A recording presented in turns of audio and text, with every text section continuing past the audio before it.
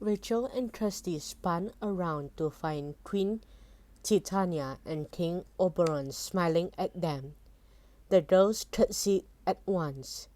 "Thank you for everything you have done to make today a success," said Queen Titania. "Without you there would not be a summer fair this year. You are just in time for the grand opening of the giant Ferris wheel," said King Oberon. "We are happy that you will join the Funfair Fairies for the first ride as our guest of honor." "Oh yes, please," said Kirsty. The Queen and King swept through the funfair to the sound of trumpets. Fairies lined the way, waving and cheering. Rachel and Kirsty hurried along behind them, glancing at all the exciting stalls, rides, and games on either side. Everything was sparkling and colorful. Even the helter-skelter was studded with jewels. "There is the Ferris wheel," said Rachel, gazing up at the largest ride in the funfair. Wow!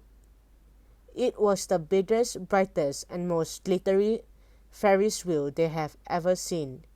The other Funfair fairies were standing beside it, and they curtsied to the Queen and King and then fluttered over to hug Rachel and Kirsty. "I am so glad that you are here in time to have the first ride in the Ferris wheel," said Ray.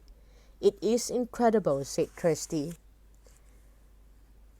"The spokes are made of rose gold," said Bobbi. "We use seashells for the seats, dipped in moonbeams to make them shine," said Fatima. "Lucy the Diamond Fairy gave us diamond flakes to decorate the rim of the wheel," said Paloma. "When night falls, the Ferris wheel will shine like stars." Just then a hush fell over the excited crowd of fairies. Queen Titania was standing in front of the Ferris wheel. "I am delighted to see how many of you enjoying our summer fair this year," she said. "The Funfair fairies have outdone themselves, but a special mention must go to our friends, Rachel and Kirsty. Without them, the funfair would have been a disaster. Once again, our human friends have come to our aid. Please give Rachel and Kirsty, the Funfair fairies, a tremendous fairyland cheer. Thanks to them, funfairs everywhere will be fun for everyone."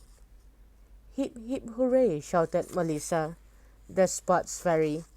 As the fairies cheered and clapped, the king and queen stepped into the first Ferris wheel seat. Rachel and Kirsty took the second seat, followed by the Funfair fairies. A band began to play somewhere in the funfair, and the wheel started to turn. Rocking in their silvery seat, Rachel and Kirsty gazed out across the fairy funfair. They could see a vast bouncy castle in the distance, which looked almost as large as the Fairyland Palace itself.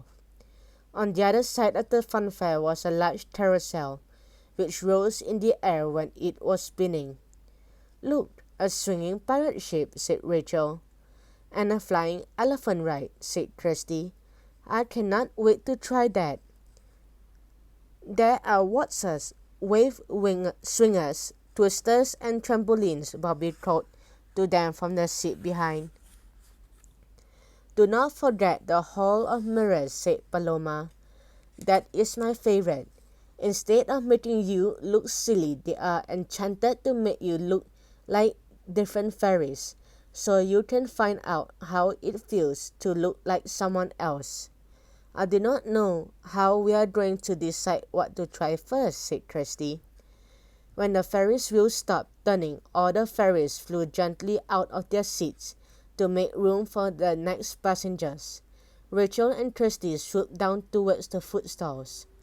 Kirsty chose some sparkly candy floss from Layla the Candy Floss Fairy's stall, and Rachel could not resist a giant rainbow-colored lolly from the Lollipop Fairy. "Come and try the Skittles game," called Ray. She led the dolls to a long bowl with Skittles spins set up at one end. The Skittles were decorated with fairy faces, and each ball was painted to look like a different animal. After a few practice runs, Rachel managed to knock down all the Skittles. Krusty knocked hers down on her first turn. "You are a natural," said Ray, clapping in delight. "Beginner's luck," said Krusty, laughing. "You both win a prize," said Ray. She waved her wand, and Rachel found herself holding a delicate toy fairy made of wool.